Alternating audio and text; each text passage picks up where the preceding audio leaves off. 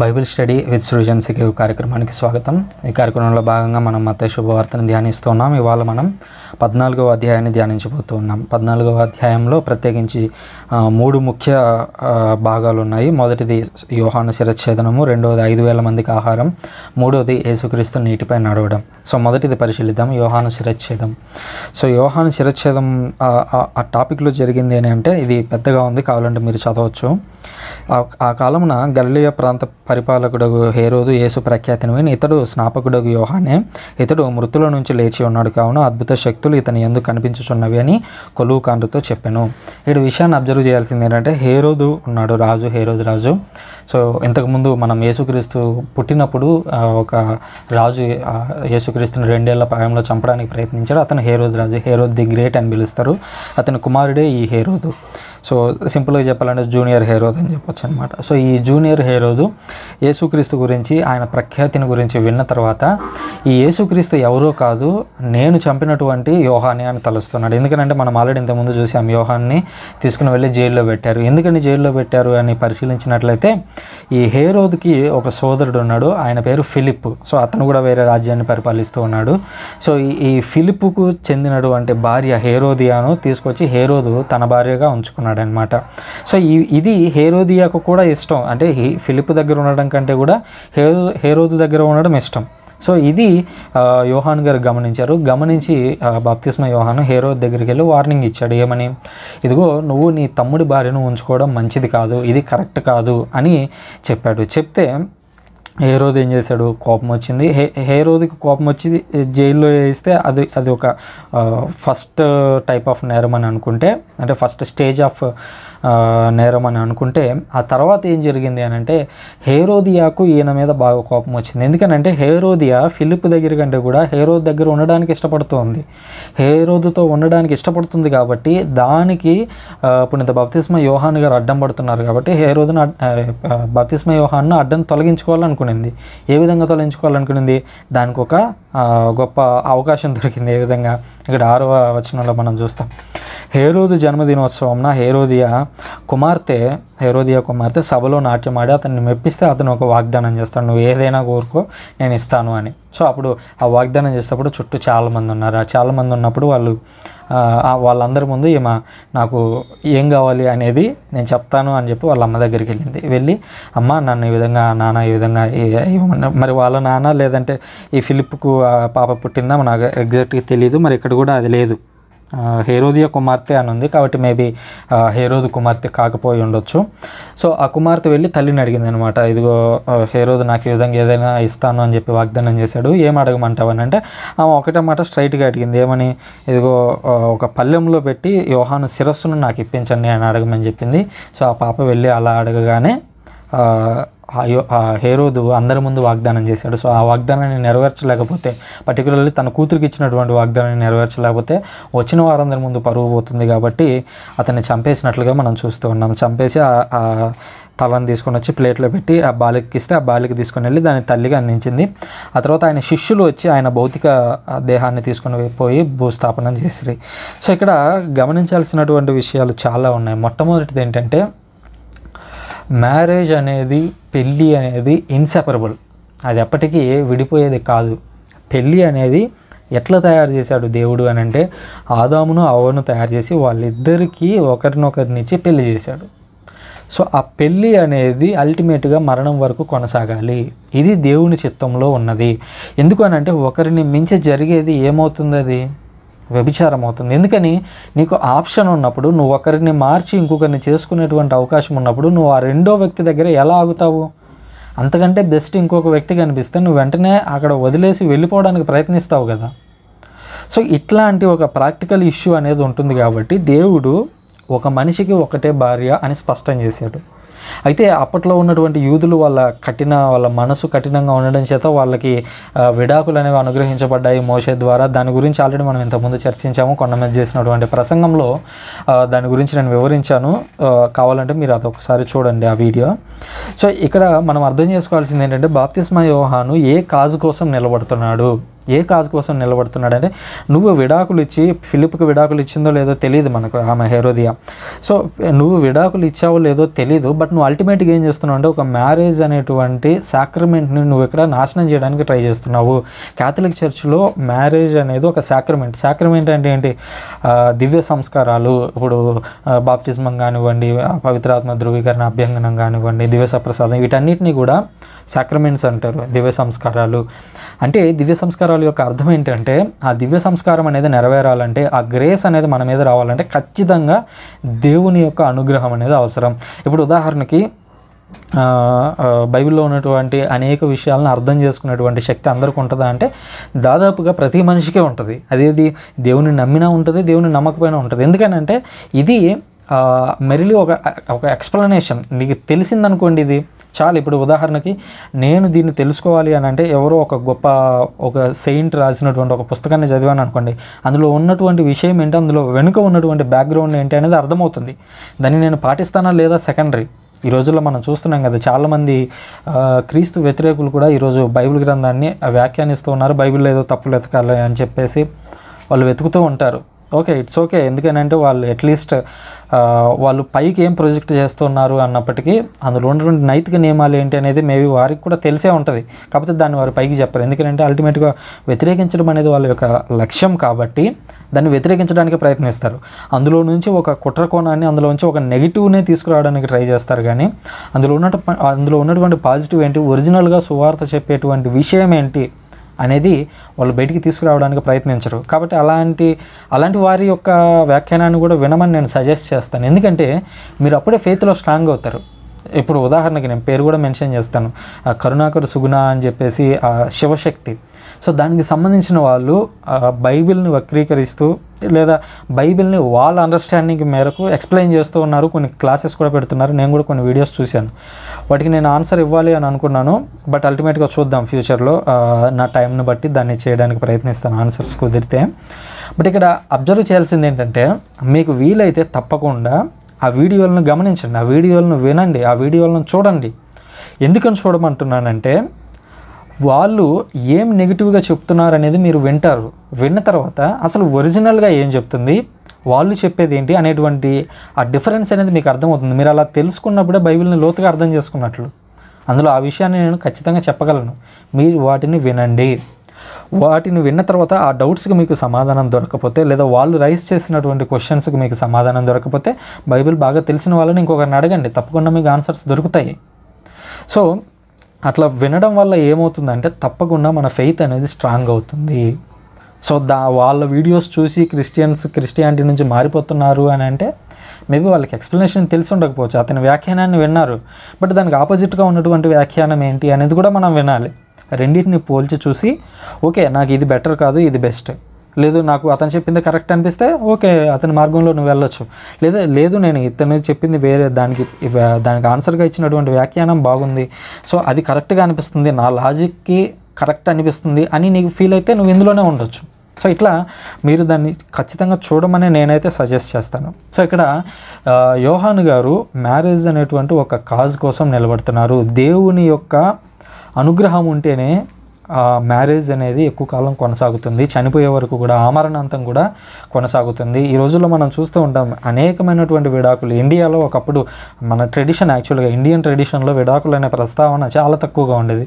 But ఈ రోజుల్లో చూస్తున్నాం, ప్రత్యేకించి సినిమా రంగాల వల్ల కావచ్చు, ఇతర ఫేమస్ అయ్యేటువంటి రంగాలు ఏమేమైతే ఉంటాయో వాటిల్లో ఆ హీరోలు కానివ్వండి, క్రికెటర్స్ కానివ్వండి, వీళ్ళందరూ విడాకులు తీసుకోవడం అది సమాజం మీద బాగా ఇంపాక్ట్ చూపిస్తూ ఉంటుంది. సో హీరోలు అట్లా చేస్తున్నారు కాబట్టి దాన్ని చూస్తున్నటువంటి ఫ్యాన్స్ ఎవరైతే ఉంటారో వాళ్ళు కూడా అట్లాగే ఫీల్ అవుతారు. ఈ భార్య నాకు నచ్చలేదు అనుకోండి, విడాకులు ఇచ్చి వదిలేస్తారు అంతటితో. అంటే మ్యారేజ్ అనేది జస్ట్ ఒక సోషల్గా ఇద్దరు వ్యక్తులు దగ్గర అవ్వడం, శారీరకంగా దగ్గర అవ్వడం, వద్దనుకున్నప్పుడు విడిపోవడం అనేటువంటి కోణంలో నుంచి ఆలోచిస్తున్నారు. బట్ అది కాదు. యోహాను గారు దాన్ని అడ్డుకుంటున్నారు ఇక్కడ. ఇదిగో నీకు భార్య ఉంది, కానీ నువ్వేం చేసావు, ఫిలిప్ భార్యను తెచ్చుకొని నీతో పాటు ఉంచుకుంటున్నావు, ఇది కరెక్ట్ కాదు, ఇది ధర్మం కాదు అని ఇక్కడ బాప్తిస్మ యోహాను హెచ్చరించడం మనం చూస్తూ ఉన్నాం. సో మరి బాప్తిస్మ యోహాను ఈ విధంగా హెచ్చరించాడంటే, ఇంతకుముందు మోషే పాత నిబంధనలో విడాకులు ఇచ్చాడు కదా, మరి దాని పరిస్థితి ఏంటంటే అది తప్పు అనే కదా యేసుక్రీస్తు ఆ తర్వాత పరిస్థితులను మార్చినట్లుగా మనం కొండ మీద ప్రసంగంలో చూసాము. సో ఆ తప్పు అనేది జరిగింది, అది హ్యూమన్ ఎర్రర్తో జరిగిందా, లేదా దేవుడు దాన్ని కొంతకాలం పాటు అనుమతించాడా, యేసుక్రీస్తు వచ్చే వరకు, యేసుక్రీస్తు ద్వారా బోధలు అనేవి ఫుల్ఫిల్ అయ్యే వరకు దాన్ని అనుమతించాడా అని అంటే దానికి 2 పాసిబిలిటీస్ ఉన్నాయి. సో కాబట్టి ఇప్పుడు యేసుక్రీస్తు ఏదైతే వచ్చి చెబుతున్నాడో దాన్ని మనం అంగీకరించాల్సి ఉంది. దానికి ముందే ఇక్కడ బప్తిస్మ యోహాన్ గారు మ్యారేజ్ కాజ్ కోసం నిలబడడం మనం చూస్తున్నాం. కాబట్టి విడాకులు అనేటువంటి ప్రస్తావన లేనే లేదనేటువంటి విషయాన్ని మనం ఇక్కడ గుర్తించాల్సి ఉంది. కథోలిక శ్రీ సభ ఈవెన్ పోప్ కూడా ఎవరికి విడాకులు ఇచ్చేటువంటి హక్కు అనేది ఉండదు. సివిల్గా మీరు న్యాయస్థానాలు, ఇప్పుడు ఇండియాలో లా ఉంది, ఇండియా లా ప్రకారం మీరు విడాకులు తీసుకోవచ్చు, కావాలంటే ఎన్ని పెళ్ళిళ్ళైనా చేసుకోవచ్చు. ఒకరికి విడాకులు ఇచ్చి ఇంకొకరికి ఇచ్చి ఇంకొకరిని ఇట్లా ఎన్నైనా చేసుకోవచ్చు. కానీ బైబిల్ లా ప్రకారం దేవుడు చెప్పినటువంటి ఆజ్ఞల ప్రకారం ఆ విడాకులు అనేవి అందుబాటులో లేవు. ఇది మొదటిది. ఇక రెండవది పరిశీలించినట్లయితే ఇక్కడ హేరోదు, హేరోదియా వీళ్ళిద్దరూ మనకి సింబాలిక్గా కనిపిస్తూ ఉన్నారు. పాత నిబంధనలో మనం చూసినట్లయితే ఏలియా గురించి ఆల్రెడీ మనం మాట్లాడుకున్నాం. ఏలియా, యోహాను. సో వీళ్ళిద్దరూ ఒకే ఆత్మ కలిగిన వారు, అంటే ఒకే same type of spirit, same మంట కలిగినటువంటి వారు. ఆత్మ అనేది లోపల ఉండి ప్రేరేపిస్తున్నటువంటి ఆత్మ అనేది ఇద్దరిలో ఒకేలాగా పనిచేస్తున్నాడు అనేది మనం ఇంతకుముందు చర్చించాము టైపాలజీలో భాగంగా. సో ఇక్కడ ఇంకొక టైపాలజీ మనకు కనిపిస్తుంది. అదేంటంటే హేరోదు, హేరోదియా. పాత నిబంధనలో మనం గమనించినట్లయితే ఆహాబు, యెజబెల్ రాణి గురించి మనం విన్నాము. సో ఏలియాను చంపాలని చెప్పి వాళ్ళిద్దరూ ఎంతగానో ప్రయత్నించారు. ప్రత్యేకించి యెజబెల్ ఎంతగానో ప్రయత్నించి ఏలియాను చంపేయాలని చెప్తే ఏలియా అప్పుడు అడవులోకి పారిపోవడం మనం చూసాం. అక్కడ నుంచి దేవుడు ఆ తర్వాత పరిస్థితుల్లో ఆయన్ని తీసుకుని వెళ్ళడం మనం చూసాం పరలోకానికి. సో ఇక్కడ మనం అబ్జర్వ్ చేయాల్సింది ఏంటంటే హేరోదు, హేరోదియా ఎలా ఉన్నారు అని అంటే పాత నిబంధనలో ఏలియా గురించి మనం టైపాలజీ మాట్లాడుకున్నాము. ఏలియా, యోహాను ఇద్దరు కూడా ఒకే లక్ష్యం కలిగినటువంటి వారు, ఒకే ఆత్మ మంట కలిగినటువంటి వారు. సో అక్కడ ఏ విధంగా అయితే ఏలియా యెజబెలు నుంచి థ్రెట్ ఎదుర్కొన్నాడో, యెజబెలుకు తోడుగా ఆహాబు అనేటువంటి రాజు ఏ విధంగా అయితే ఉన్నాడో, ఇక్కడికి వచ్చేసరికి హేరోదు, హేరోదియా ఇద్దరు ఉన్నారు. ఇక్కడ హేరోదియా అనేటువంటి స్త్రీ నూతన యెజబెలుగా మారింది. నూతన యెజబెలుగా మారి ఇక్కడ యోహాను గారిని చంపించి వేసినట్లుగా మనం చూస్తున్నాం. అక్కడ ఏలియా అయితే తప్పించుకోగలిగాడు, కానీ ఇక్కడ యోహాను తప్పించుకోలేకపోయాడు మరణాన్ని. సో ఇది పాత నిబంధన నుంచి మనం గమనించాల్సినటువంటి ఒక సీరియస్ ఇష్యూ. సో ఆ తర్వాత ఇంకా మనం చూసినట్లయితే హేరోదు యాక్చువల్గా చంపాలని అనుకోలేదేమో, మేబీ అతన్ని జైల్లో మాత్రమే ఉంచాలని భావించాడేమో. బట్ అందరి ముందు పరువు పోతుందని తప్పు చేశాడు. ఈ రోజుల్లో జరిగేటువంటి ఒక పెద్ద ఇష్యూ ఇదే అనమాట. అంటే సోషల్గా ఒక పెద్ద మీటింగ్ జరిగిందనుకోండి, ఆ గ్యాదరింగ్లో అందరూ కలిసి డ్రింక్ తాగుతూ ఉన్నారనుకోండి. డ్రింక్ అంటే థమ్సప్, స్ప్రైట్ అయితే ప్రాబ్లం ఏం లేదు. సో వాళ్ళు ఏదో సారాయి ఏదో తాగుతూ ఉన్నారనుకోండి. ఆ టైంలో మనం అక్కడికి వెళ్ళినప్పుడు వాళ్ళందరినీ చూసి వాళ్ళలాగా మనం సోషల్లో భాగంగా, సోషల్ గ్యాదరింగ్లో భాగంగా వాళ్ళు ఏమనుకుంటారు అనేటువంటి ఉద్దేశంలో మనం కూడా తాగుతామేమో. లేదా అందరూ కలిసి తప్పు చేస్తూ ఉన్నప్పుడు, ఇప్పుడు 10 మంది కలిసి ఒక లంచం అనే దాన్ని పంచుకుంటూ ఉన్నప్పుడు 11వ వ్యక్తివి యేసుక్రీస్తు గురించి, యేసుక్రీస్తు ఇచ్చినటువంటి ఆజ్ఞల గురించి తెలిసినటువంటి నువ్వు కూడా అక్కడ ఉండి, నువ్వు కూడా వారు తీసుకున్నటువంటి లంచంలో నువ్వు కూడా భాగం తీసుకుంటున్నావేమో. నీకు తీసుకోవాలని లేదు, బట్ నేను తీసుకోకపోతే ఆ 10 మంది ఏమనుకుంటారు అంటే వీడు లంచం తీసుకోవట్లేదు కాబట్టి వీడు పై అధికారులకు విషయాలు చేరవేస్తున్నాడేమో అని ఆ 10 మంది భావిస్తారేమో అని వాళ్ళ దగ్గర నుంచి డబ్బులు తీసుకుంటున్నావేమో. అనగా ఎవరో ఏదో అనుకుంటారని నువ్వు పాపంలో పార్టిసిపేట్ చేస్తున్నావేమో. అట్లా చేయొద్దు. ఎందుకంటే ఇక్కడ హేరోదు అదే చేశాడు. హేరోదు తన పరువుకి ఇష్యూ వచ్చింది. అక్కడ ఏమని కుమార్తె బాగా డ్యాన్స్ చేసింది, మాట ఇచ్చేశాడు కాబట్టి చేయాలి తప్పైనా కూడా. సో మాట ఇచ్చినప్పుడు నువ్వు తప్పు అయితే అది చేయాల్సినటువంటి అవసరం లేదు. ఏదైతే రైటో అది మాత్రమే నువ్వు మాట ఇవ్వాలి.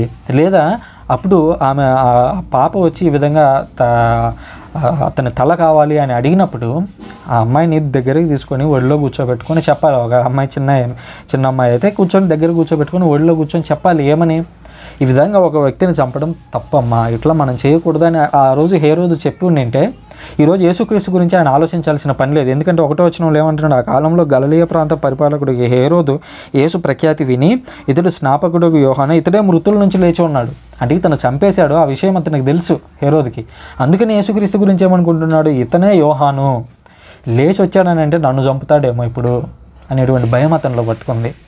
కాబట్టి మనం ఎప్పుడైతే తప్పు చేస్తామో తప్పకుండా ఆ భయం అనేది మనల్ని ఎప్పుడు కూడా వెంటాడుతూ ఉంటుంది. కాబట్టి ఆ తప్పు అనేది మీరు చేయడానికి మాటలు ఇవ్వద్దు. ఒకవేళ మాట ఇచ్చినా సరే అది తప్పు అని మీకు తెలిసిన తర్వాత దాన్ని విత్డ్రా చేసుకోండి, ఇబ్బంది ఏం లేదు. ఆ మాట వల్ల మీకు మేబీ ఒక వ్యక్తి దూరం అయితే అవ్వచ్చు, అందుకని యేసుక్రీస్తు అంటాడు చూడండి, మీకు కన్ను పాపం చేసేదానికి మీ కన్ను ప్రోత్సహించకుండా కంటిని పెరిగి పడేయండి, గుడ్డివాడిగా పరలోకంలోకి వెళ్ళడం మేలు కదా 2 కళ్ళు పెట్టుకొని నరకంలోకి వెళ్ళడం కంటే అని అంటాడు. అంటే లిటరల్గా అక్కడ కన్ను తీసేయమని కాదు, అక్కడ ఎగ్జాంపుల్ ఏంటంటే ఏదైతే తప్పు ఉందో నువ్వు ఆ తప్పును తీసే, ఆ తప్పు అనేది ఎంత ఇంపార్టెంట్ అంటే నీకు కన్ను అనేది ఎంత ఇంపార్టెంటో ఆ తప్పు అనేది అంత ఇంపార్టెంట్ అయి ఉండొచ్చు.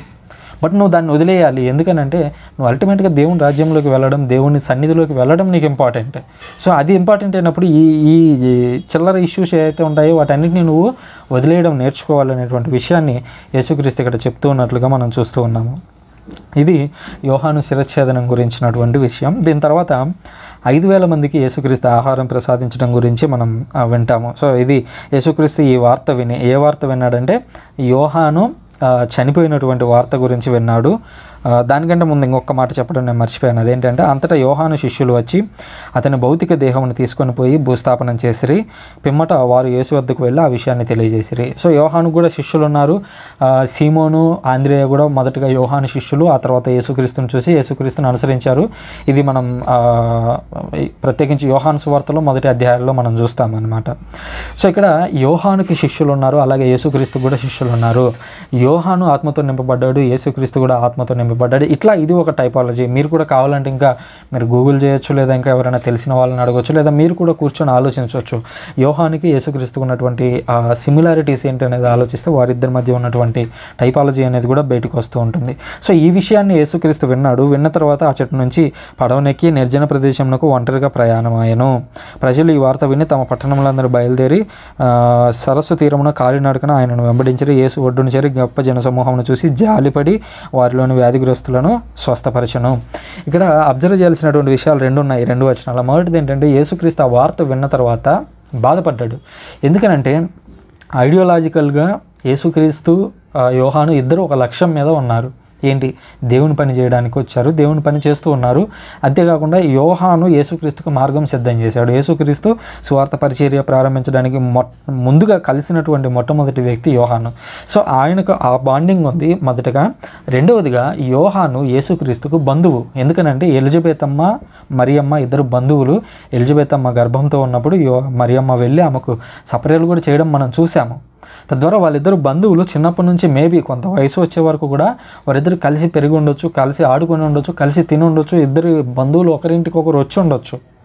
సో ఆ బంధం అనేది వారి మధ్యలో ఉంది కాబట్టి యేసుక్రీస్తుకు బాధ వచ్చింది. యేసుక్రీస్తు అటు నుండి పడవనెక్కి నిర్జన ప్రదేశంకు ఒంటరిగా ప్రయాణమాయను. ఆయన ఆ వార్త విని బాధపడడానికి ఒంటరిగా వెళ్ళాడు. బట్ ప్రజలు ఆయన్ను అనుసరించారంట. కాలినడకన ఆయన్ను వెంబడించి యేసు ఒడ్డును చేరి గొప్ప జనసమూహంను చూసి జాలిపడి వారిలోని వ్యాధిగ్రస్తులను స్వస్థపరచను. యేసుక్రీస్తు యాక్చువల్గా ఎందుకు వెళ్ళాడు అంటే బాధపడడానికి వెళ్ళాడు. బట్ ఎప్పుడైతే ప్రజలను చూశాడో ప్రజలను చూసి ఇంకా బాధపడ్డాడు. ఎందుకంటే యేసుక్రీస్తుకి అక్కడ అర్థమైంది విషయం ఏమని, ఇక్కడ యోహాను గురించి బాధపడటం మాత్రమే కాదు, ఆ బాధ ఎలాగూ ఉంటుంది మనసులో, కానీ అంతకంటే ఎక్కువగా ప్రజల గురించి ఆయన బాధపడుతున్నాడు. ఎందుకంటే యోహాను ఒక ధర్మ మార్గంలో జీవించాడు, అల్టిమేట్గా ఆయన పరలోకానికి వెళ్తాడు. ఇక ఆయన గురించి బాధపడాల్సిన పని లేదు. ఎందుకంటే మన జీవితం అనేది ఎక్కడ కాదు కదా ప్రారంభమవుతున్నది.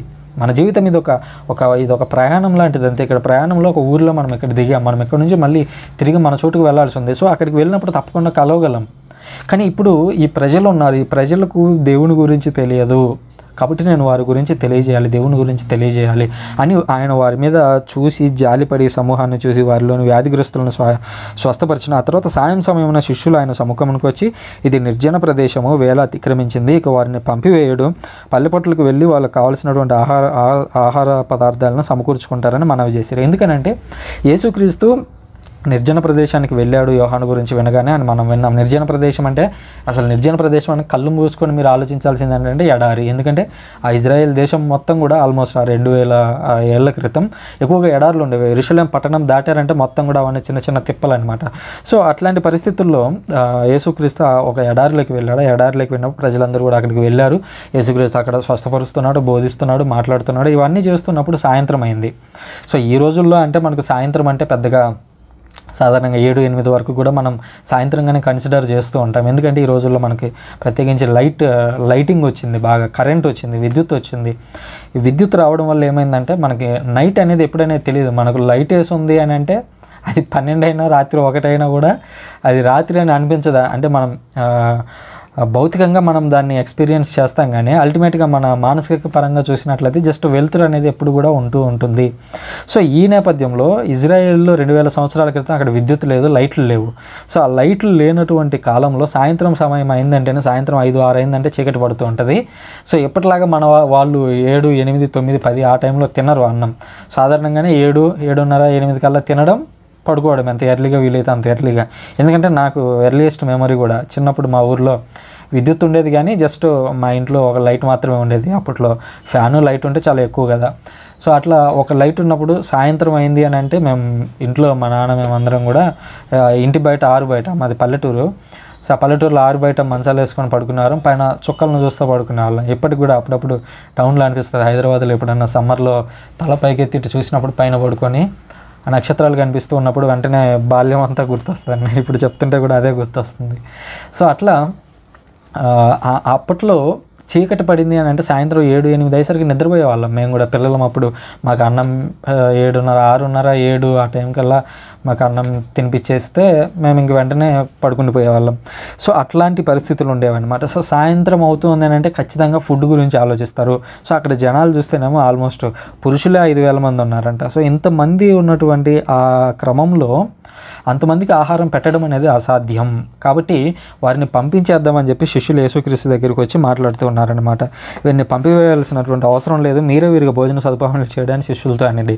యేసుక్రీస్తు అంటున్నాడు, వాళ్ళని పంపించొద్దు, వాళ్ళకి మీరే భోజనం పెట్టండి అన్నాడు. అప్పుడు శిష్యులు ఇట్లా తలపట్టుకొని ఉంటారు, ఏం మనిషిరా ఆయన ఏం చెప్తున్నాడు, ఆ జనాలను చూడండి ఎంతమంది ఉన్నారు, 5,000 మంది ఉన్నారు, 5,000 మందికి మేము అన్నం పెట్టడం ఎక్కడి నుంచి తెచ్చిపెట్టాలి అన్నట్లుగా మనసులో అనుకుంటూ, మా వద్ద 5 రొట్టెలు 2 చేపలు తప్ప మరేమీ లేవు అని వారు ప్రత్యుత్తరం ఇచ్చిరి. వాటిని ఇచ్చటకు తీసుకుని రండు అని చెప్పి యేసుక్రీస్తు ఆ జనసమూహాన్ని పచ్చిక బయళ్ళ మీద కూర్చున్నాడు అని ఆజ్ఞాపించి 5 రొట్టెలను 2 చేపలను తీసుకొని ఆకాశం వైపు చూసి వాటిని ఆశీర్వదించి త్రుంచి శిష్యులకు ఇచ్చను. వారు వాటిని ప్రజలకు పంచిపెట్టిరి. వారందరూ భుజించి సంతృప్తి చెందిన మీదట మిగిలిన ముక్కలను 12 గంపల నిండా ఎత్తిరి. భుజించి సంతృప్తి చెందిన వారిలో స్త్రీలు పిల్లలు గాక 5,000 మంది పురుషులు ఉండిరి.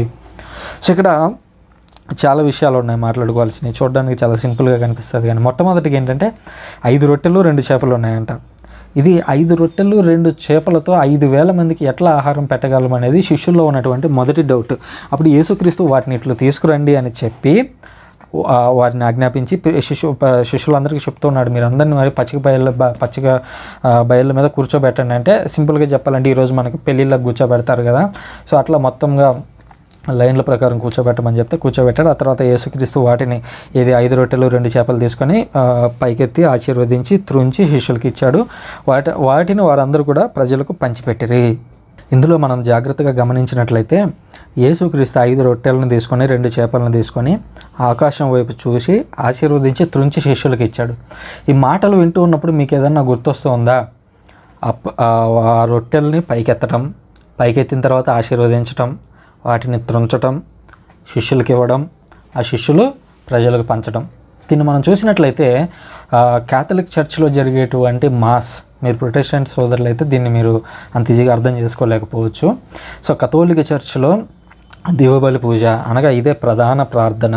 సో ఆ దివ్యబలి పూజను అర్పించేటువంటి సమయంలో గురువు అప్పాన్ని పైకెత్తి ఆ తర్వాత దాన్ని ఆశీర్వదించి త్రుంచి శిష్యులకు ఇచ్చి ఇట్లు పలికినని చెప్పి దాన్ని మాస్లో మనం యేసుక్రీస్తు చెప్పినటువంటి మాటలు ఈ చివరి అధ్యాయాల్లో యేసుక్రీస్తు చివరి కడరా భోజనంలో యేసుక్రీస్తు చెప్తాడు ఏమని, ఇదిగో చూడండి 26వ అధ్యాయము 26వ వచనంలో చూసినట్లయితే, వారు భుజించుచుండగా యేసు రొట్టెను అందుకొని ఆశీర్వదించి త్రుంచి శిష్యులకు ఇచ్చుచు, దీన్ని మీరు తీసుకొని భుజింపుడు, ఇది నా శరీరం అనెను. ఆ తర్వాత దీనిలోది మీరు త్రాగుడు, ఇది అనేకుల పాప పరిహారమునకై చెందబడిన నిబంధన యొక్క నా రక్తము అని యేసుక్రీస్తు చెప్పడం చూస్తున్నాం. దాన్ని లిటరల్గా కథోలిక శ్రీ సభలో దివ్య ప్రసాదాన్ని ఆశీర్వదించేటప్పుడు ప్రజలకు ఇచ్చేటప్పుడు దాన్ని మనం పాటించడం మనం చూస్తున్నాం. సో యేసుక్రీస్తు ఇమాజినరీ థింగ్గా ఇక్కడ ముందుగానే ఆ కడరా భోజనాన్ని కూడా యేసుక్రీస్తు ముందుగానే ఈ అద్భుతంలో రిఫ్లెక్ట్ చేయడాన్ని చూస్తున్నాం. ఎందుకనంటే సేమ్ లాంగ్వేజ్ ఏదైతే ఉందో అది ఇక్కడ కూడా చూడండి, అది ఆకాశం వైపు చూసి వాటిని ఆశీర్వదించి త్రుంచి శిష్యులకు ఇచ్చాను. సో ఇదే అక్కడ కూడా జరిగింది. 26వ అధ్యాయం 26వ వచనంలో అదే జరిగింది. ఆ తర్వాత శిష్యులు ప్రజలకు పంచిపెట్టారు. సో ఇప్పుడు ఏం జరుగుతుంది? గురువు ఏం చేస్తాడు, ముందుగా అప్పాన్ని తీసుకొని ఆశీర్వదించి దాన్ని త్రుంచి ఆ తర్వాత తీసుకొచ్చి మనకి ఇవ్వడం చూస్తున్నాం. ప్రజలందరూ కూడా అక్కడికి వెళ్ళినప్పుడు ప్రజలందరికీ కూడా దివ్యసప్రసాదాన్ని చేతిలో కానీ నోట్లో కానీ అందివ్వడం మనం చూస్తూ ఉన్నాం. సో తద్వారా యేసుక్రీస్తు ఆ రోజు అద్భుతం ఏదైతే చేశాడో దాని నుంచి జరగబోయేది, రాబోయేటువంటి చర్చ్లో ఏదైతే జరగబోతుందో దివ్యబలి పూజ, ఆ దివ్యబలి పూజను ఇండైరెక్ట్గా ఇందులో చూపిస్తున్నాడు అనేటువంటి విషయాన్ని మనం ఇక్కడ గుర్తించాలి. ఆ తర్వాత ఇంకా చూసినట్లయితే ఆ తర్వాత మిగిలినటువంటి ముక్కలను అందరూ కూడా ఎత్తితే అవన్నీ కూడా 12 గంపలైనాయంట. అంటే అందరూ సంతృప్తిగా తిన్న తర్వాత అవన్నీ కూడా గ్యాదర్ చేస్తే, ముక్కలన్నీ గ్యాదర్ చేస్తే 12 గంపలయ్యాయంట. అంటే ఎన్ని గంపలయ్యాయనే దాన్ని బట్టి యేసుక్రీస్తు ఒక విషయాన్ని ఇక్కడ ఇండైరెక్ట్గా చెప్పదలుచుకున్నాడు. అదేంటంటే మొట్టమొదటిగా 12 గంపలయ్యాయి. 12 అనగానే మీకు ఒక నెంబర్ గుర్తు రావాలి. ఆ నెంబర్ ఏంటో చెప్పగలరా? పాత నిబంధనలో ఇజ్రాయెల్ అనే దేశం ఎలా ఏర్పడింది? 12 మంది ప్యాట్రియార్క్స్ అనగా 12 మంది పెద్దల నుంచి ఆ ఇజ్రాయెల్ దేశం మొత్తం ఏర్పడింది. అయితే ఏం జరిగింది? పాత నిబంధనలో జరిగినటువంటి ఒక యుద్ధంలో అసిరీయులు దాడి చేసినప్పుడు ఇజ్రాయెల్, యూదా అనేది 2 ప్రాంతాలు ఉంటాయని మనం ఇంతకుముందు అధ్యాయంలో ఆల్రెడీ మాట్లాడుకున్నాము. సో ఆ ఇజ్రాయెల్ దేశంలో 10 తెగలు ఉండేవి. ఆ 10 తెగలు కూడా కనిపించకుండా పోయాయి అప్పటి నుంచి. కానీ ఇక్కడ యేసుక్రీస్తు ఏం చేస్తున్నాడు? మిగిలిన ముక్కలు అన్నింటినీ గ్యాదర్ చేసినప్పుడు ఏమైనాయి అంట? 12 గంపలైనవి అంట. సో అక్కడ ఒక ఇమేజ్ చూపిస్తున్నాడు. ఏమని? ఇదిగో నేను వచ్చానని అంటే ఆ 12 మంది ఎవరైతే ఉన్నారో, 12 మిస్ అయినటువంటి గోత్రాలు ఏవైతే ఉన్నాయో ఆ 12 తెగలన్నింటినీ కూడా నేను మళ్ళీ ఏకం చేస్తున్నాను. ఏ విధంగా? ఈ 12 తెగల వారు ఎక్కడెక్కడ ఉన్నారో తెలియదు వరల్డ్లో. ఈవెన్ మన ఇండియాకు వచ్చి ఇండియాలో కూడా ఉన్నారు అని చెప్తారు. సో అట్లా ఇండియాలో కూడా ఉన్నప్పుడు సో వాళ్ళకి మరి దేవుని యొక్క సువార్త ఎలా అందాలి అని అంటే త్రూ యేసుక్రీస్తు ద్వారా వారికి ఆ విషయం తెలిసింది. సో ఆ విషయం తెలిసినప్పుడు ఏమైంది? ఆటోమేటిక్గా వాళ్ళు ప్రపంచంలో ఎక్కడైనా ఉండనివ్వండి, వాళ్ళందరూ కూడా యేసుక్రీస్తు ద్వారా మళ్ళీ తిరిగి ఆ ఇజ్రాయెల్ అనేటువంటి దేశంలో కట్టబడుతున్నారు. పరలోక రాజ్యం అనేటువంటి రాజ్యంలో వారందరికీ కూడా సీట్లు దొరుకుతున్నాయి అనేటువంటి విషయాన్ని మనం ఇక్కడ అబ్జర్వ్ చేయాల్సి ఉంది. అంతేకాకుండా ఈ 12 అనేది శిష్యులకు కూడా సూచికగా ఉంది. అనగా ఈ శిష్యులు అనేక ప్రపంచ దేశాలకు వెళ్ళి వారు ఒక చర్చ్ని ఫామ్ చేయబోతున్నారు. ప్రపంచ దేశాల్లో యేసుక్రీస్తుకు శిష్యులను తయారు చేయబోతున్నారు, దేవునికి బిడ్డలను తయారు చేయబోతున్నారు అనేటువంటి విషయాన్ని కూడా యేసుక్రీస్తు ఇండైరెక్ట్గా 12 గంపల ద్వారా బోధిస్తున్నాడు. ఇంకొక విషయాన్ని మనం గమనించాల్సింది ఏంటంటే 17వ వచనంలో 5 రొట్టెలు 2 చేపలు ఉన్నాయంట. సో ఇది మనం అర్థం చేసుకోవాల్సింది. పాత నిబంధనలో ఒక ఇమేజ్ ఉంది, మీరు గుర్తించారో లేదో.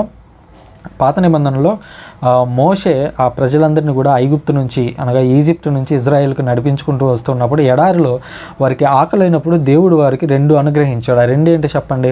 మొట్టమొదటిగా మన్నాని ఇచ్చాడు. రెండవదిగా కోయిల్ అనేటువంటి పక్షులను, పూరేడు పట్టలని తెలుగులో ట్రాన్స్లేట్ చేస్తారు, పూరేడు పెట్ట అని. సో కోయిల్ అని ఇంగ్లీష్ బైబిల్లో ఉంటుంది. సో వాటిని దేవుడు అనుగ్రహించినట్లుగా చూస్తున్నాం. సో ఆ కోయిల్ అనేవి ఎక్కడి నుంచి వచ్చాయి? సముద్రం మీద నుంచి, సముద్రపు గాలి తోలగా సముద్రం మీద నుంచి వచ్చినట్లుగా మనం పాత నిబంధనలో చూస్తాము. సో అవి సముద్రం నుంచి వచ్చాయి. సో ఇక్కడ చూసినట్లయితే 5 రొట్టెలు అనగా అప్పటి మన్నాకు సాదృశ్యంగా ఉండగా ఈ చేపలు అనేవి అప్పట్లో సముద్రం నుంచి వచ్చినటువంటి ఆ కోయిల్ అనేటువంటి ఆ పక్షులకి తోడుగా ఉన్నాయి. అనగా మన్నా, పూరేడు పిట్టలు, ఇక్కడికి వచ్చేసరికి 5 రొట్టెలు 2 చేపలు. సో యేసుక్రీస్తు ఏం చేస్తున్నాడంటే ఇండైరెక్ట్గా పాత నిబంధనలో ఉన్నటువంటి విషయాన్ని ఇక్కడ స్పష్టం చేస్తూ ఉన్నాడు. ఆ రోజు దేవుడు అక్కడ వారికి అది అనుగ్రహించి వారి యొక్క ఆకలి తీర్చినట్లుగా ఈరోజు యేసుక్రీస్తు ఇక్కడ ఉండి ప్రజలకు ఆకలి అయితే ఆ ఆకలిని యేసుక్రీస్తు తీర్చినట్లుగా మనం చూస్తూ ఉన్నాం అనే విషయాన్ని ఇక్కడ గుర్తించాలి. 21వ వచనంలో ఉంది, భుజించి సంతృప్తి చెందిన వారిలో స్త్రీలు పిల్లలు కాక దాదాపు 5,000 మంది పురుషులు ఉండిరి. 5,000 మంది పురుషులు ఉన్నారంటే పిల్లలను స్త్రీలను ఇంకా లెక్కేయలేదు. సో మేబీ ఇంకా ఎక్కువే ఉండొచ్చు. సాధారణంగా యేసుక్రీస్తు చెప్పినటువంటి బోధలకి పురుషుల కంటే ఎక్కువగా కూడా స్త్రీలు చాలా ఎక్కువగా స్పందించినట్లుగా మనం చూస్తాం. ఇది యేసుక్రీస్తు మొదటి నుంచి కూడా గమనిస్తూ వచ్చినట్లయితే యేసుక్రీస్తును ఆతిథ్యం ఇచ్చినప్పుడు మార్తా మరియా కానివ్వండి, ఇట్లా లాస్ట్కి చివరికి వచ్చినప్పుడు యేసుక్రీస్తు సిలువను మోసుకుంటూ వెళ్తున్నప్పుడు కూడా అనేక మంది స్త్రీలు ఆయన దగ్గరకు వచ్చి బాధపడడం మనం చూస్తున్నాం. అనగా సాధారణంగానే ఆడవారు ఎమోషనల్గా ఉంటారు, ఎమోషనల్ థింగ్స్కి ఎక్కువగా కనెక్ట్ అవుతూ ఉంటారు. సో అట్లాంటి నేపథ్యంలో నుంచి ఆలోచిస్తే పురుషులు ఎంతమంది వచ్చారో ఆల్మోస్ట్ స్త్రీలు కూడా అంతమంది వచ్చి ఉండొచ్చు, లేదా అంతకంటే తక్కువ మంది ఉండొచ్చు, మనం ఎగ్జాక్ట్గా చెప్పలేము. బట్ అల్టిమేట్గా అయితే 5,000 మంది పైనే ఉన్నారు. చిన్నపిల్లలు స్త్రీలు కూడా కలిపితే మేబీ ఒక 6,000 వేసుకోవచ్చేమో. మినిమం ఒక 6,000 మెంబర్స్కి యేసుక్రీస్తు అక్కడ ఆహారాన్ని అందించినట్లుగా మనం చూస్తున్నాం. ఇది 5,000 ఆహారం, అందులో ఉన్నటువంటి కొన్ని ముఖ్య విషయాలు. ఆ తర్వాత మనం గమనించినట్లయితే నీటిపై నడక, ఇది 22వ వచనం నుంచి 33వ వచనం వరకు ఉంది. యేసు తన జనసమూహాలను పంపించేలోగా శిష్యులు పడవనెక్కి తనకంటే ముందుగా అవతలి దరికి చేరవాలని ఆజ్ఞాపించను. ఆ జనసమూహాలను పంపివేసిన పిమ్మట యేసు ప్రార్థించుకున్నట్టుకై ఏకాంతంగా కొండ మీదకి వెళ్ళను. సాయం సమయం వరకు ఆయన ఏకాంతంగా ఆ చెట్టునే ఉండెను. ఇక్కడ యేసుక్రీస్తు ఏం చేస్తున్నాడు, ప్రజలు ఉన్నప్పుడు ఏం చేస్తున్నాడు, ప్రజలు లేనప్పుడు ఏం చేస్తున్నాడు అనేది మత్తయి గారు ఒక గ్లిమ్స్ ఇవ్వాలనుకున్నారు. అదేంటంటే ప్రజలు ఉన్నప్పుడు ఆయన కనికరపడి ఆయన తన ఫీలింగ్స్ని, తన ఆకలిని, ఇప్పుడు యోహాను గురించి బాధపడాలనుకున్నాడు, బట్ అక్కడికి ప్రజలు వచ్చినప్పుడు ప్రజల అవసరాలని తీర్చాడు. సో అట్లా ఆయనకు ఒక బాధ ఉన్నప్పటికీ ఆ బాధను పక్కన పెట్టి యేసుక్రీస్తు ప్రజల యొక్క పనులను చేశాడు. అదేవిధంగా ఇక్కడ చూసినట్లయితే జనసమూహాలను పంపించేసిన తర్వాత ప్రజలు లేనప్పుడు ఆయన ఏం చేస్తున్నాడంటే ఆయన ఏకాంతంగా కొండ మీదకి వెళ్ళి ప్రార్థన చేసుకుంటూ ఉన్నాడు. సో అల్టిమేట్గా మనం గమనించాల్సింది ఏంటంటే మనము ఒక రోజును ప్రారంభించేటప్పుడు, ఒక రోజును ముగించేటప్పుడు దేవునితో మాట్లాడడం అలవాటు చేసుకోవాలి. ఇప్పుడు యేసుక్రీస్తు ఆ రోజును ముగిస్తూ ఉన్నాడు. ఆ రోజులో ఒక కీలకమైనటువంటి విషయం జరిగింది. అదేంటంటే తనతో పాటు చిన్నప్పటి నుంచి పెరిగినటువంటి వ్యక్తి, తన ఐడియాలజీ కలిగినటువంటి వ్యక్తి యోహాను చనిపోయాడు అనేటువంటి విషయం ఆయనకి తెలిసింది. అది చాలా బాధ కలిగించింది ఆయనకి.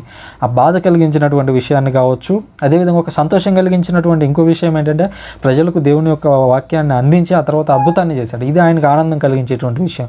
బాధ, ఆనందం రెండు కలిగినటువంటి ఆ రెండు విషయాలను దేవునితో పంచుకుంటున్నాడు ఆ రోజు రాత్రికి. సో అది దేని ద్వారా జరుగుతుంది? అది ప్రార్థన ద్వారా జరుగుతుంది. సో యేసుక్రీస్తు ఇక్కడ జనాలు లేనటువంటి ప్రాంతంలో ఏకాంతంగా ప్రార్థించుకోవడానికి వెళ్ళాడు. మనం ఇంతకుముందు చూసాం ఆల్రెడీ. నువ్వు ప్రార్థన చేసేటప్పుడు తలుపు మూసుకొని ఒంటరిగా ప్రార్థించు అని చెప్తాడు. సో ఇప్పుడు ఒకటే రూమ్ ఉన్న వాళ్ళ పరిస్థితి ఏంటి అని అంటే లిటరల్గా అక్కడ ఒక గది అనేది కాదు. అల్టిమేట్గా ఏంటంటే మన హృదయపు తలుపులు అనేవి ఇతర విషయాలకు మూసేసి దేవునికి మాత్రమే మన హృదయపు తలుపును తెరిచి మాట్లాడాలనేది అక్కడ ఒరిజినల్ ఉద్దేశం. సో ఇక్కడ ఏంటంటే ఆల్రెడీ యేసుక్రీస్తు నిర్జన ప్రదేశంలోనే ఉన్నాడు కాబట్టి అక్కడ కొండ మీదకి వెళ్ళి దేవునితో మాట్లాడుతున్నాడు. ప్రార్థన అంటే ఏంటి? దేవునితో సంభాషించడం. సో దేవునితో మాట్లాడుతున్నాడు. చాలామంది మాకు ప్రార్థన రావట్లేదు బ్రదర్ అని అడుగుతూ ఉంటారు.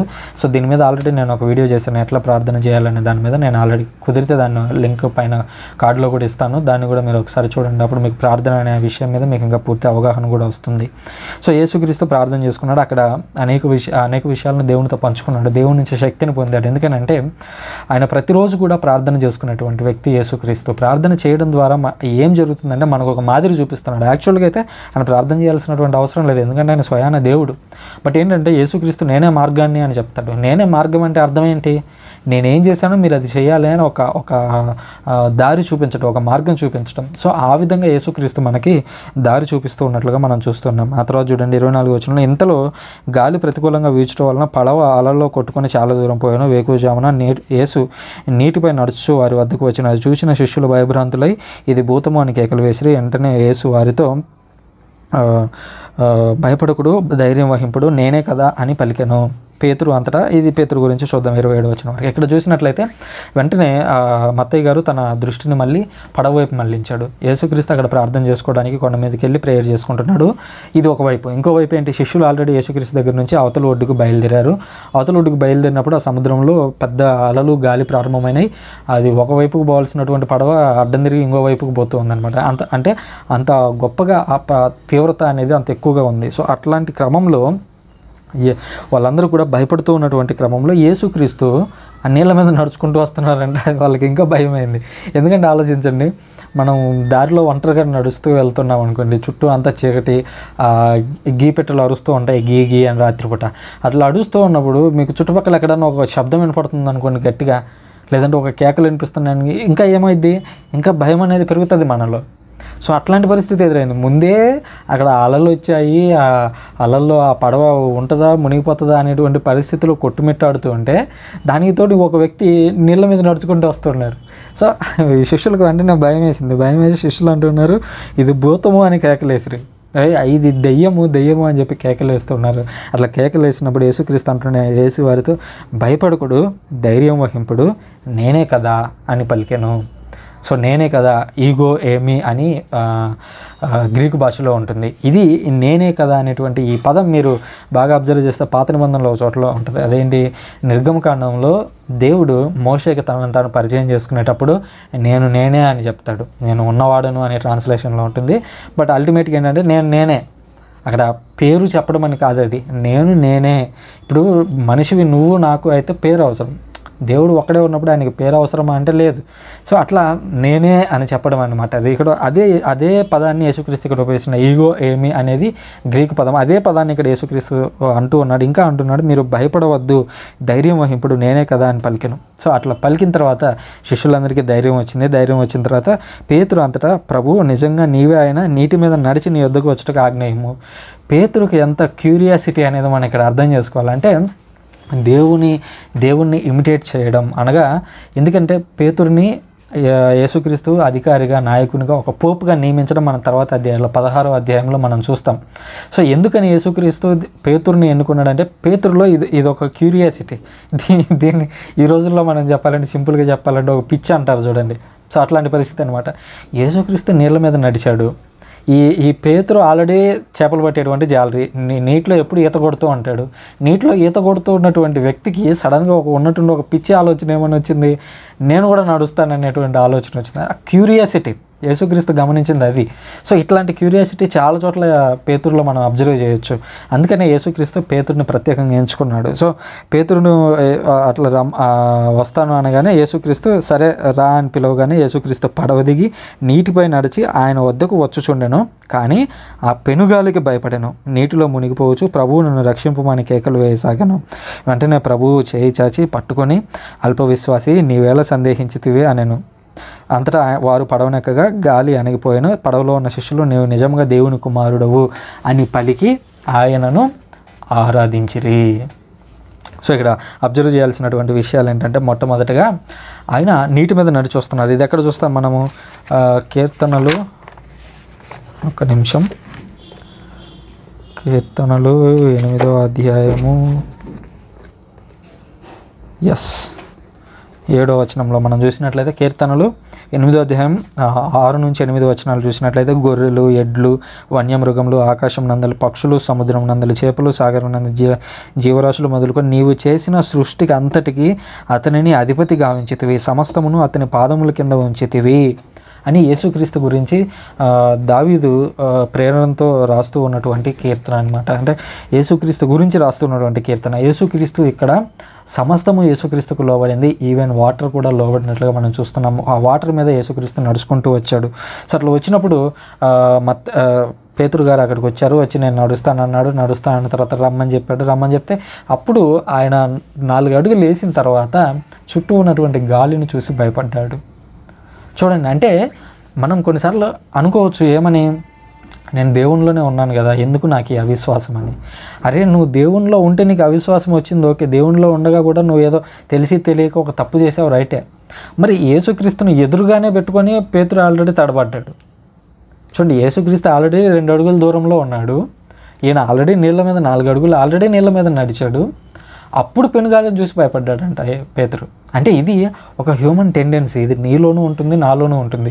కొన్నిసార్లు మనం అనుకున్నవన్నీ జరగవు. మనం అనుకున్నవి జరగనప్పుడు మనం ఏమనుకుంటామంటే, సాధారణంగా దేవుడు నా మాట వినట్లేదు, అంటే నా ప్రార్థన వినట్లేదు, నేను అడిగింది చెయ్యట్లేదు అనేటువంటి బాధ మనలో ఉంటుంది. బట్ అల్టిమేట్గా మనం అర్థం చేసుకోవాల్సింది ఏంటంటే, అది హ్యూమన్ టెండెన్సీ. బట్ దేవుడు సాయం చేయకుండా ఉంటాడా అని అంటే, పేతురుకి ఎప్పుడు సాయం చేశాడు? పెనుగాలికి భయపడినప్పుడు సాయం చేయలేదు. పెనుగాలికి భయపడడం, మునిగిపోవడం అనేది ఏకక్షణంలో జరగదు. భయపడుతూ తనను అనుమానించుకుంటున్నాను, నేను ఇంకో 2 అడుగులు వేయగలనో లేదో అని. అప్పుడు దిగిపోతున్నాడు నీళ్ళల్లోకి. సో పెనుగాలిని దేవుడు ఆపలేదు అక్కడ. యేసుక్రీస్తు బాగా అబ్జర్వ్ చేయండి, పెనుగాలి అప్పటికీ కూడా కొనసాగుతూనే ఉంది యేసుక్రీస్తు వాళ్ళతో ఎన్కౌంటర్ అయిన తర్వాత కూడా. సో ఆ పెనుగాలిని యేసుక్రీస్తు తగ్గించలేదు. యేసుక్రీస్తుని తీసింది ఏంటంటే, అతను నీళ్ళల్లో మునిగి చచ్చిపోయే టైంలో లేపాడు. సో అలాగే యేసుక్రీస్తు రైట్ టైం ఏంటి అని ఆ రైట్ టైంలో నీ జీవితంలో ఎంటర్ అవుతాడు. కానీ ప్రతి క్షణం దేవుడు మనల్ని నడిపించాలని అనుకుంటే అప్పుడు మనం మనుషులం అవ్వం, మనం రోబోట్లం అవుతాం.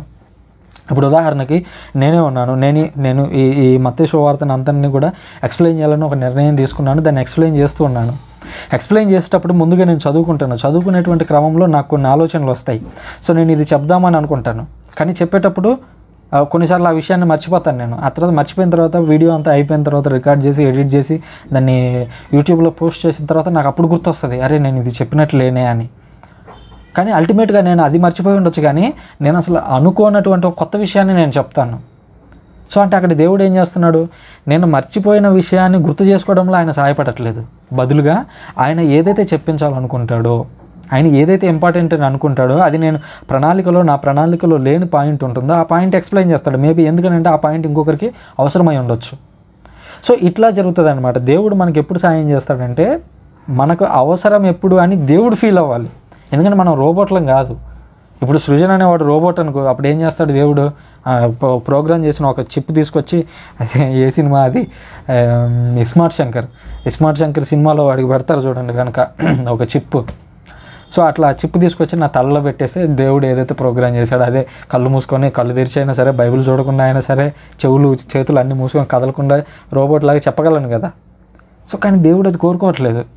సో ఇందులో హ్యూమన్ యాంగిల్ ఉండాలి. మనిషి వాడి బలహీనతల్లో నుంచి ఎక్స్ప్లెయిన్ చేయగలగాలి దాన్ని. సో ఇక్కడ అదే జరుగుతుంది. మత్తయ్య గారు దీన్ని రాస్తున్నారు. మత్తయ్య గారు ఎవరి బలహీనత గురించి రాస్తున్నాడు? పేతురు అనేటువంటి వ్యక్తి యొక్క బలహీనత గురించి రాస్తున్నాడు. అంటే వాళ్ళిద్దరు ఎవరు? మనుషులు. యేసుక్రీస్తు ఒక బలమైనటువంటి వ్యక్తి ఎదురుగా ఉన్నాడు. అప్పుడు అతన్ని పట్టుకొని అంటూ ఉన్నాడు, అల్ప విశ్వాసి, నీవేళ సందేహించితివి అనెను. సందేహించినప్పుడే ఇలాంటి సంఘటనలు జరుగుతాయనేటువంటి విషయాన్ని మనం గుర్తించాలి. సందేహించడం అంటే దేవుడు ఇది చేస్తాడా, ఇది చేయడా అనేది కాదు సందేహం. సందేహం ఏంటంటే నీ మీద నీకు నమ్మకం లేకపోవడం ముందుగా. రెండవదిగా నీ మీద నీకు నమ్మకం లేకపోయినప్పుడు దేవుడి మీద కూడా అల్టిమేట్గా ఫెయిత్ అనేది లూజ్ అవుతూ ఉంటాం. ముందుగా నేను నమ్మింది రైటా కాదా అనేది నిన్ను నువ్వు పరిశీలించుకోవాలి. నిన్ను నువ్వు పరిశీలించుకున్న తర్వాత ఆ తర్వాత దేవుని అంశం. ముందు నిన్ను నువ్వు సరిదిద్దుకోవాలి అనే విషయాన్ని మనం ఇక్కడ గుర్తించాలి. ఆ తర్వాత వారిద్దరూ పడవనెక్కగా అప్పుడు గాలి అణిగిపోయాను. చూడండి, అప్పటి వరకు కూడా అదంతా కొనసాగుతూనే ఉంది. ఆ గాలి, హోరుగాలి, పడవ ఊగుతూ ఉండడం, ఇవన్నీ కూడా కొనసాగుతూనే ఉన్నాయి. సో అల్టిమేట్గా మనం యేసుక్రీస్తు ఇక్కడ మనం చెప్పాలని అనుకుంది ఏంటి అని అంటే, దేవుడు రైట్ టైంలో ఏదైతే రైట్ టైం అని ఆయన ఫీల్ అవుతాడో రైట్ టైంలో కావాల్సింది చేస్తాడు అనేటువంటి విషయాన్ని మనం ఇక్కడ గుర్తించాలి. ఆ తర్వాత శిష్యులు నీవు నిజముగా దేవుని కుమారుడు అని పలికి ఆయనను ఆరాధించిరి. ఇది మొదటిసారిగా యేసుక్రీస్తుని ఆరాధించడం మనం చూస్తూ ఉన్నాం. సో తద్వారా యేసుక్రీస్తు ఆరాధనకు అర్హుడు, ఆయన దేవుడు అనేటువంటి విషయాన్ని ఆనాటి శిష్యులే బలపరిచారనేటువంటి విషయాన్ని మనం ఇక్కడ గుర్తించాల్సి ఉంది. అంతేకాకుండా ఇక్కడ గుర్తించాల్సిన ఇంకో విషయం ఏంటంటే 33వ వచనం తర్వాత యేసుక్రీస్తు ఆయనకి ఇస్తున్నటువంటి ఆరాధనను తిరస్కరించినట్లుగా మనం గమనించట్లేదు. సో ఇప్పుడు ఈవెంట్ కొంతమంది చూడండి, యెహోవా సాక్షులని కానివ్వండి, మేబీ ఇప్పటి ప్రస్తుత యూదులు కానివ్వండి, లేదా ఇంకెవరైనా బైబిల్ని తప్పుగా వక్రీకరించేవారు పాత నిబంధనలో ఉన్నటువంటి యావే దేవుడిని పూజించాలి, యేసుక్రీస్తుని ఎందుకు పూజిస్తున్నారని అడగొచ్చు. యేసుక్రీస్తు నన్ను పూజించనని ఎక్కడ అన్నాడు అని అడగొచ్చు. సో ఇక్కడ 33వ వచనంలో ఆయనను ఆరాధిస్తుంటే ఆయన అడ్డు చెప్పలేదంటే అర్థం ఏంటి? దాన్ని ఆయన స్వీకరించాడు అనేటువంటి విషయాన్ని మనం గుర్తించాలి. ఆ తర్వాత చూసినట్లయితే 34వ వచనంలో వారు దరికి చేరి గెన్నేసరేతు ప్రాంతంలోకి వచ్చిరి. అచ్చట జనులు ఆయనను గుర్తించినప్పుడు పరిసర ప్రాంతంలన్నిటికీ ఆ వార్తను పంపి వ్యాధిగ్రస్తులందరినీ ప్రభు సన్నిధికి తీసుకుని వచ్చి వారిని కనీసం ఆయన అంగీ అంచునైనా తాకినేమో అని ఆయనను ప్రార్థించారు. అట్లు తాకిన వారెల్లరూ స్వస్థత పొందిరి. అంగీ అంచు అనగానే మీకు ఇంకొక సంఘటన గుర్తొచ్చి ఉండాలి. ఒక పాట కూడా ఉంటుంది, ఫేమస్ సాంగ్, నేను మంచి సింగర్ని అయితే కదా అంగీ అంచును అంటగానే అని చెప్పి ఒక పాట కూడా ఉంటుంది. సో ఇక్కడ నాకు పాటలు పాడడం అసలు రాదు, అందుకనే అన్నాను నా వాయిస్ మేబీ ప్రసంగాల్లో బాగుండొచ్చేమో కానీ, అంటే వినడానికి బాగుంటుందని కాదు. ఓకే, బైబిల్లో ఉన్నటువంటి విషయాలను చెప్పడం వరకు ఓకే, కానీ నేను పాటలు అయితే అసలు పాడను. అంటే వ్యక్తిగతంగా నేను ఒక్కరినైతే పాడతానులే కానీ చర్చిలో అందరూ కలిసి ఉన్నప్పుడు పాడను. ఎందుకంటే నేను పాడానంటే మాత్రం అందరూ వెళ్ళిపోతారేమో అంత, అంటే ఐఎమ్ బ్యాడ్ సింగర్ అనమాట.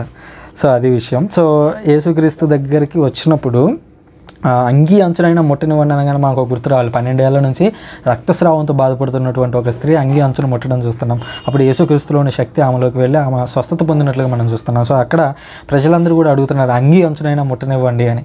సో అంగీ అనగానే పాత నిబంధన, ఇప్పుడు మనకి ఏ విధంగా అయితే రక్తస్రావ స్త్రీ గుర్తొచ్చింది, అదేవిధంగా పాత నిబంధనలో అంగీ అంచు అనగానే ప్రధాన యాజకుడు గుర్తొస్తాడు. ప్రధాన యాజకుడికి ఉండేటువంటి ఒక స్పెషల్ డ్రెస్ అనమాట. అది పాత నిబంధనలో నిర్గమకాండంలో చదువుకోవచ్చు. ఆ స్పెషల్ డ్రెస్లో ఏంటంటే ఉండే స్పెషాలిటీ ఏంటంటే చుట్టూ కొన్ని ముత్యాలను ఉంచుతారు. ఆ ముత్యాలన్నీ కూడా ఏలాడుతూ ఉంటాయి. ఆ డ్రెస్ అనేది కంప్లీట్ డిఫరెంట్గా ఉంటుంది. మీరు అది మేబీ 20 అధ్యాయాల తర్వాత ఉండొచ్చు. మోషే తయారు చేయమని చెప్తాడు ప్రధాన యాజకుడి యొక్క వస్త్రాలు ఎలా ఉండాలి అనేది. ఇప్పటికే లేట్ అయింది కాబట్టి నేను దాన్ని చూపించట్లేదు. సో ఆ అధ్యాయంలో మీరు చూసినట్లయితే అక్కడ చాలా స్పష్టంగా ఎట్లా ఉండాలి అనేది వివరిస్తాడు. అందులో అంగీ అంచు అనేది చాలా ఫేమస్ అనమాట ప్రధాన యాజకుడికి. సో యేసుక్రీస్తుని ఇక్కడ ప్రధాన యాజకుడిగా పోర్ట్రేట్ చేస్తున్నాడు మన మత్తయ్య గారు అనేటువంటి విషయాన్ని ప్రధానంగా అర్థం చేసుకోవాలి. ఎందుకంటే రాబోయేటువంటి వచనాల్లో యేసుక్రీస్తు యాజకత్వం అనేది కనిపించబోతుంది. మత్తయ్యలో ఉన్నటువంటి ఒక గొప్ప గుణం అదే చూడండి. ప్రతి అధ్యాయంలో కూడా అనగా ఏదైతే ఒక టాపిక్ ముగిస్తూ ఉంటాడో ఆ టాపిక్ ముగించేటువంటి టైంలోనే రాబోయేటువంటి టాపిక్లో ఉండేటువంటి అనేక విషయాల గురించి ఒక గ్లిమ్స్ ఇచ్చి వదులుతూ ఉంటాడనమాట. సో ఇక్కడ శిష్యులు ఆరాధించడం అయితేనేమి అంగీ అంచు అనేవి ఈ రెండు గమనించినట్లయితే ఆరాధన అనేది దేవుడు, అంగీ అంచు అనేది యాజకుడు. సో దేవుడు యాజకుడు రెండు పాత్రలను యేసుక్రీస్తు పోషిస్తున్నాడు అనేది మొత్తం ఇండైరెక్ట్గా చెబుతూ ఉన్నాడు. సో ఈ విధంగా దాన్ని ఎండ్ చేస్తున్నాడు, ఆ టాపిక్ని ఎండ్ చేస్తున్నాడు అనే విషయాన్ని అర్థం చేసుకోవాలి. యేసుక్రీస్తు అక్కడికి వచ్చాక అనేక మందికి స్వస్థతలు ఇవ్వడం మనం చూసాం. ఇక రాబోయేటువంటి 15వ అధ్యాయంలో పూర్వుల సంప్రదాయం అనేటువంటి ఒక అంశం గురించి మాట్లాడతాం. ఆ తర్వాత కననీయ స్త్రీ విశ్వాసం, ఈరోజు మేబీ మనం కూడా అంత విశ్వాసం చూపించమేమో, అదొకటి మాట్లాడతాము. ఎడారిలో ఆహారాన్ని యేసుక్రీస్తు ప్రసాదించడం గురించి కూడా మనం నేర్చుకోబోతాము. సో ఈ వీడియోకి సంబంధించి మీకు ఏమైనా డౌట్స్ ఉన్నట్లయితే 14వ అధ్యాయానికి సంబంధించి తప్పకుండా మీరు కామెంట్ బాక్స్లో రాయండి, నేను దానికి సమాధానం ఇస్తాను. Thank you very much.